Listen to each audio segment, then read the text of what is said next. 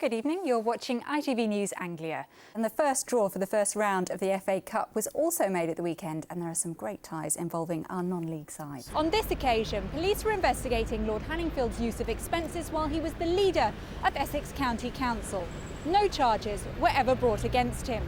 And now Lord Hanningfield says that this arrest by Essex Police and his later detention were unlawful. And our reporter Elodie Harper is at a clearing centre in Cambridge. Elodie. It's extremely busy here at Anglia Ruskin's Clearing Centre. Students have been coming in all day and telephoning, trying to get a place. This hall is normally used for debates, but there were no opposing voices at today's gathering in the Cambridge Union.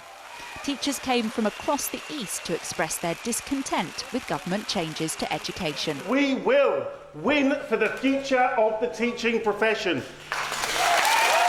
It's estimated between 500 and 800 turned up to protest. What would you say to parents who are worried about the strike?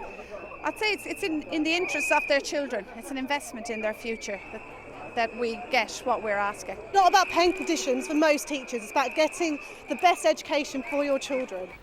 Dismay and embarrassment has been the reaction here today, and the revelations are being taken very seriously. The leader of the House of Lords, Lord Hill, today told members that they should consider introducing new sanctions against peers who breach the code of conduct. Well, a short while ago I spoke to Lisa Christensen. There's no getting away from the fact that the judgments have been extremely damning. Ofsted saying that vulnerable children are at risk, saying that the education provision here is dire. What went wrong? I wouldn't say that things have gone wrong. Do you think Ofsted's comment then that services in Norfolk for education were dire was unfair? I think it's unhelpful because it's very generalised, and I think what was very helpful, however... Do you think it's true, though, or do you think it's untrue? I think it's untrue. Education in Norfolk is dire, is not true. Well, this is certainly a subject that's got you talking on our Facebook page. Phil Marlowe got in touch to say governments should stop tinkering with education and let teachers teach and children learn instead of using education for political gain. Well, passing sentence, Judge Coleman said that nobody who heard the accounts of vulnerable elderly people being fleeced, in some cases of their life savings, could fail but be appalled by the defendant's behaviour. Josh and Natasha work here on the national minimum wage for apprentices of £2.60 an hour. The company also pay £300 towards their NVQ qualifications. Josh is currently one of our top consultants. Natasha more or less runs our compliance department single-handedly, so yeah, they're both very successful. But do you think it's fair that they've got such responsible positions for £2.60 an hour? That's a good question.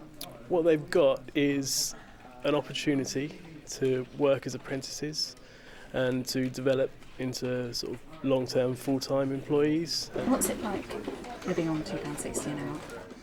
Hard, very hard. It's a lot of Sainsbury's value stuff at the moment, living on the breadline. First tonight, thousands of properties across the region suffered a third day in a row without power today as engineers worked to repair the damage caused by Monday's storm. I've spoken to the local MP, Richard Bacon. He has been lobbying the Prime Minister's office, trying to get this issue as far up the agenda as possible.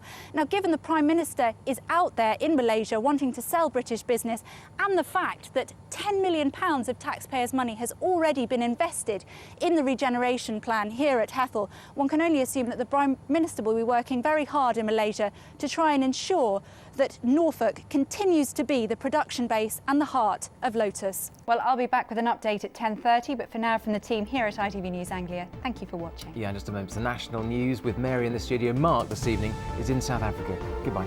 Goodbye.